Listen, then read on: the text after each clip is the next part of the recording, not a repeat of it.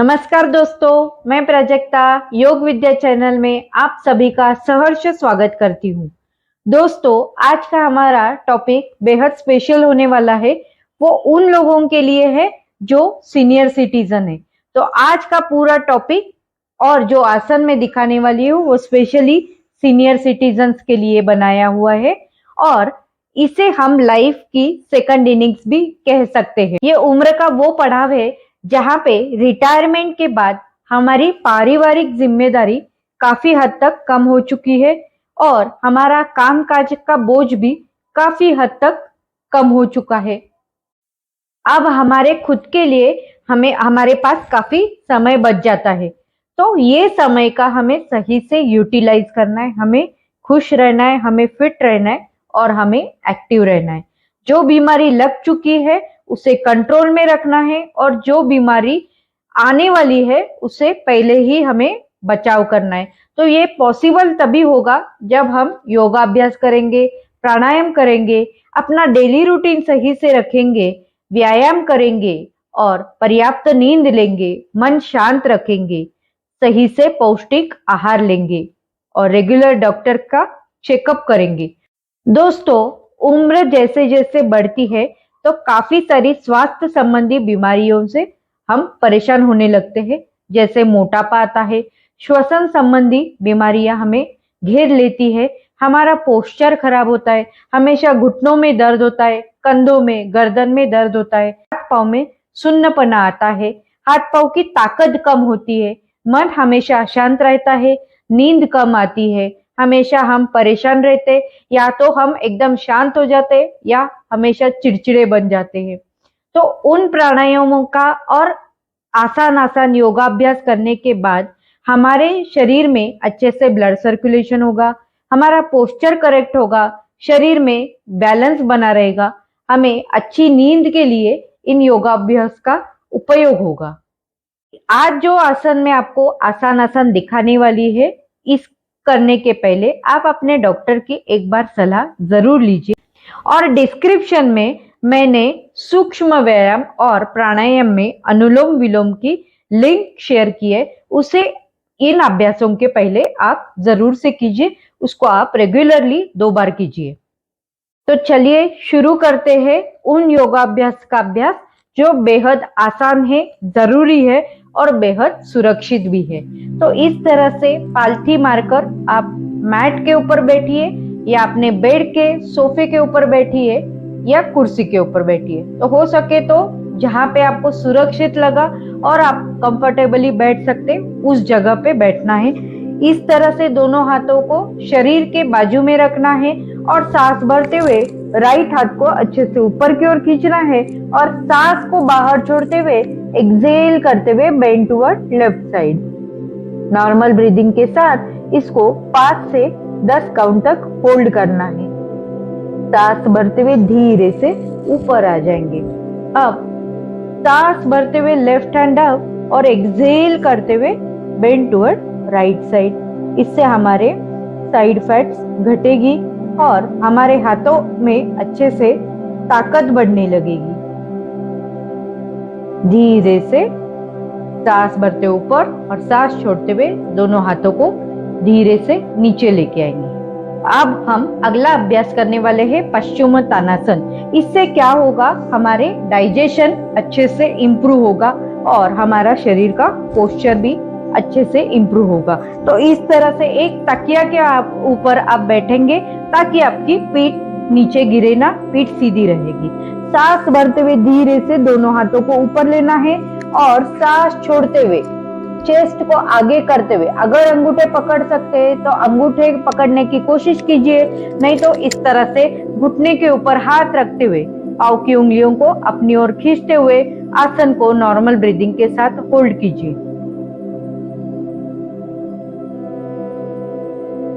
And then release and relax. इस आसन का आपको 2 से 3 बार अभ्यास करना है। 5 से 10 सेकंड तक आसन को नॉर्मल ब्रीदिंग के साथ होल्ड करना है। पहला आसन हम करने वाले हैं ताड़ासन, लेकिन इसमें हम एड़ी को ऊपर नहीं उठाएंगे क्योंकि बैलेंस जा सकता है। किसी भी वक्त आपको लगा कि शरीर का बैलेंस जा रहा है तो आप दीवार के सपोर्ट में या इस तरह से बेड के या सोफे के सपोर्ट में खड़े होके इसका अभ्यास करेंगे। नॉर्मल ब्रीदिंग के साथ अभ्यास करना है।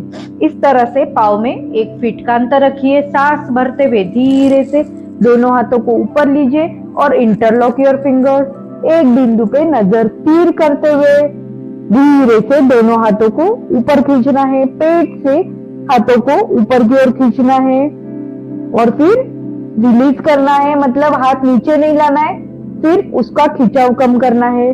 फिर ऊपर खींचना है और रिलीज करना है।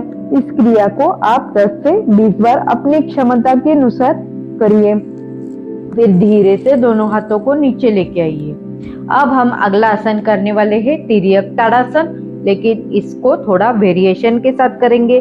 पाँव में 1 से 1.5 फीट का अंतर रखना है और पाँव के पंजों को हल्का सा अंदर की ओर टर्न करना है ताकि हमारी मैट पे अच्छे से ग्रिप आ जाए।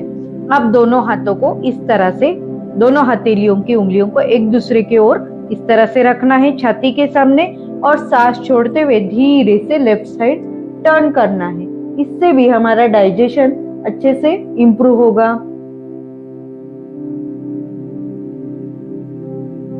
फिर सांस भरते हुए सेंटर, फिर सांस छोड़ते हुए राइट साइड। ट्विस्टिंग आसन हमेशा शुगर की बीमारी जिनको है उनके लिए बेहद फायदेमंद होता है क्योंकि पैनक्रियाज एक्टिवेट होते हैं और इंसुलिन का कार्य अच्छे से इंप्रूव होता है। Left side, centre and then right side. इस क्रिया को आप 5 से 10 बार करोगे। 5 बार लेफ्ट साइड से और 5 बार राइट साइड से। अब हम स्टैंडिंग में साइड बेंड का अभ्यास करेंगे। दोनों हाथों को इस तरह से कमर के ऊपर रखते हुए घुटनों को सीधा रखने की कोशिश करना है। सांस भरते हुए राइट हैंड अप, एक्सहेल करते हुए bend toward left side. Opening of side chest, lung capacity इससे इंप्रूव होती है और चेस्ट में ओपनिंग भी होती है। सांस भरते हुए सीधा, then change, left hand up, bend toward right side, centre, left, centre, right, centre. इस अभ्यास को आप 5-5 बार दोनों साइड से आराम से करोगे। अगले अभ्यास जो रहेंगे वो पेट के बल लेट के होंगे। पहला अभ्यास होगा भुजंगासन। दोस्तों, जैसे जैसे उम्र बढ़ती है तो हाथों कंधों में थोड़ी सी ताकत कम होती है, तो हम आसान तरीके का भुजंगासन का अभ्यास करेंगे। करना कैसे? इस तरह से पेट के बल मैट के ऊपर लेटना है, माथा जमीन पर रखना है और दोनों हाथों को इस तरह से अपने कान के बाजू में हथेलियों को रखना है और सांस भरते हुए हाथ सीधा नहीं करना है। इस तरह से एल्बो के ऊपर आना है, पाँव में 1 फीट का अंतर रखना है और नॉर्मल ब्रीदिंग के साथ आसन को फोल्ड करना है। भुजंग आसन से हमारी रीढ़ की हड्डी मजबूत हो जाती है, हमारे चेस्ट अच्छे से ओपन होती है, तो ब्रीदिंग अच्छे से इंप्रूव होती है। पेट में दबाव आने की वजह से डाइजेशन रिलेटेड जो भी हमें समस्या है उसे हमें आराम मिलता है। आसन को जब छोड़ना है तो कोहनियों को इस तरह से साइड में बैंड फैलाते हुए एक्सहेल एंड गो डाउन।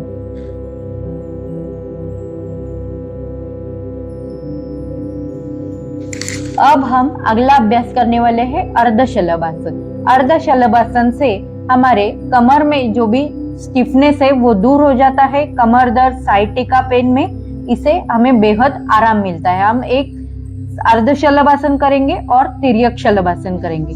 इस तरह से दोनों हथेलियों के ऊपर अपनी चिन को फिक्स करना है और पीछे से दोनों पाँव को मिला के रखना है।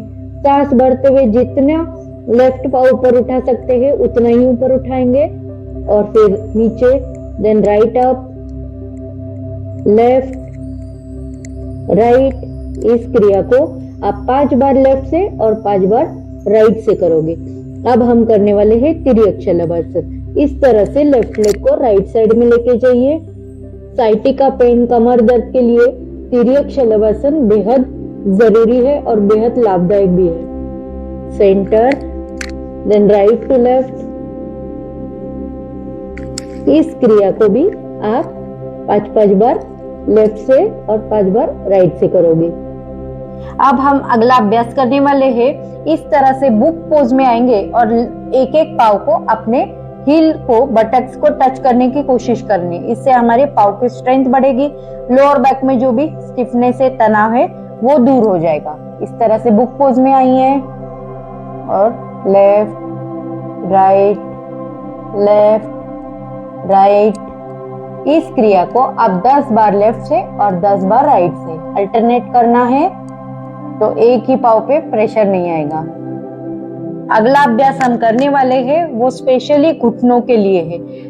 बुढ़ापे में या जैसे जैसे उम्र बढ़ती है तो घुटने सबसे पहले कमजोर होते हैं। तो घुटनों के स्ट्रेंथनिंग बढ़ाने के लिए आज मैं जो अभ्यास दिखाने वाली हूँ, इसको आपको होल्डिंग के साथ करना है। 10 काउंट तक होल्ड करना है। इस तरह से कम 10 बार करना है। इस तरह से दोनों हथेलियों के ऊपर अपनी चिन फिक्स करना है। पाँव में 1 फीट का अंतर रखना है। पाँव की उंगलियों को खड़ा रखना है और उंगलियों को दबाते हुए घुटनों को ऊपर उठाना है और नॉर्मल ब्रीदिंग के साथ इसे होल्ड करना है।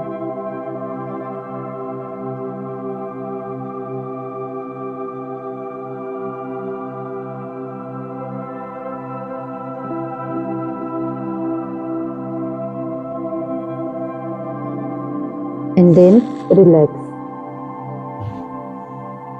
अब हम अगला आसन करने वाले हैं। पीठ के बल लेट के आसनों का अभ्यास करने वाले हैं। सबसे पहले दोनों हाथों को इस तरह से शरीर के बाजू में रखने हैं और दोनों पाँव को 30 डिग्री तक ऊपर उठाना है। 5 काउंट तक होल्ड करना है, फिर नीचे लेके आएंगे। हम उत्तान पादासन कर रहे 30 डिग्री में। इससे हमारे पेट के मसल्स एक्टिव हो जाएंगे। पेट से संबंधित जो भी समस्या है उसे हमको कंट्रोल में आ जाएगी। कॉन्स्टिपेशन और जैसे पेट ज्यादा बड़ा होता है तो इससे पेट को अच्छे से टोनिंग भी आ जाएगी।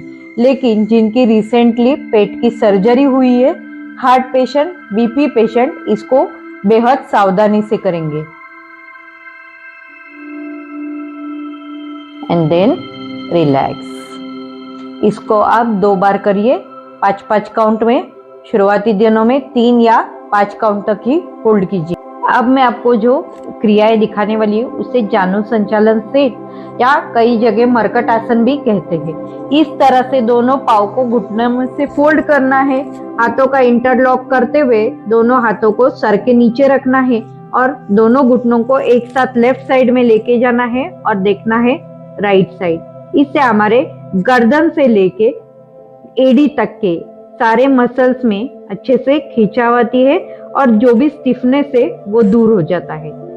Centre, right side. हर क्रिया को आपको 5 बार लेफ्ट से और 5 बार राइट से नॉर्मल ब्रीदिंग के साथ करना है। थोड़ा सा होल्ड कीजिए। अभी समय की कमी होने की वजह से मैं थोड़ा फास्ट कर रही हूँ, आप बेहद स्लोली करिए। अब अगला इस तरह से दोनों पाँव को बद्धकोण में ओपन करना है। Then joint, open, joint. इससे हमारे इनर थाइज अच्छे से ओपन होते हैं और हमारे पेट भी अच्छे से फैल जाता है। वहां पे अच्छे से ब्लड सर्कुलेशन होने लगता है। अब इस तरह से दोनों पाँव को सामने फैलाना है, हाथ शरीर के बाजू में रखना है और अर्ध पवन मुक्तासन करना है। पाँव की उंगलियां अपनी तरफ, नॉर्मल ब्रीदिंग के साथ आसन को होल्ड करना है। इस आसन से थाइस का पेट के ऊपर प्रेशर होने की वजह से जो भी गैसेस संबंधी, कॉन्स्टिपेशन संबंधी बीमारी है, तकलीफें है, वो दूर होती है और लोअर बैक का तनाव भी कम हो जाता है। Then right. जहां तक आप सहन कर सकते हैं उतना ही प्रेशर थाइस का पेट के ऊपर देना है। And then relax. अब अगला आसन करने वाले हैं सेतुबंधासन या अर्धचक्रासन भी कहते हैं।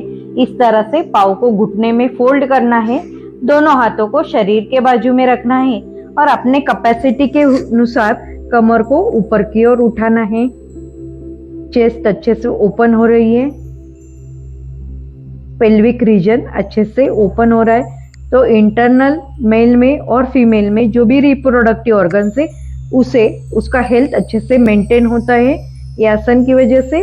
और बैक में और लोअर बैक में, कमर में अच्छे से स्ट्रेंथनिंग भी होती है। अपनी क्षमता के अनुसार 5 से 10 काउंट तक इसे 2 बार होल्ड कीजिए।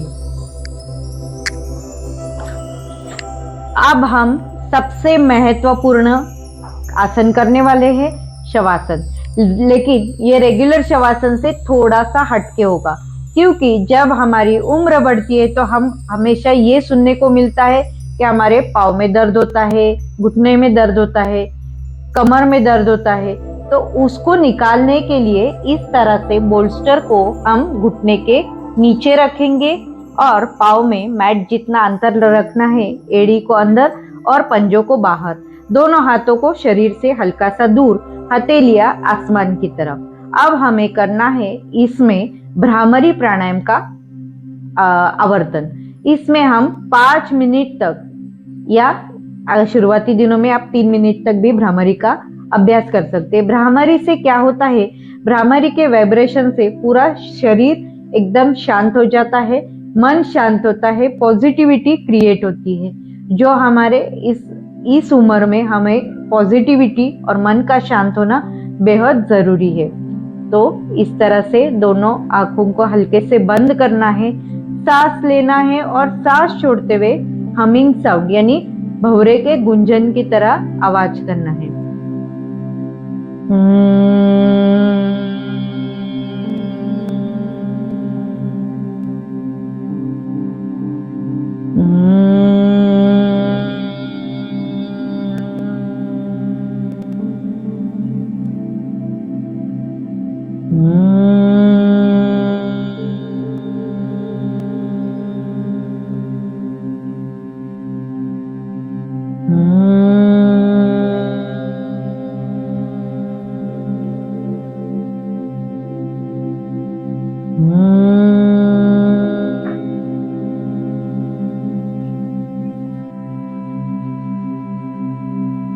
इस तरह से 2 से 3 मिनट तक भ्रामरी का अभ्यास करने के बाद 3 से 5 मिनट तक इसी रिलैक्सेशन टेक्निक में आप आराम से सो जाइए।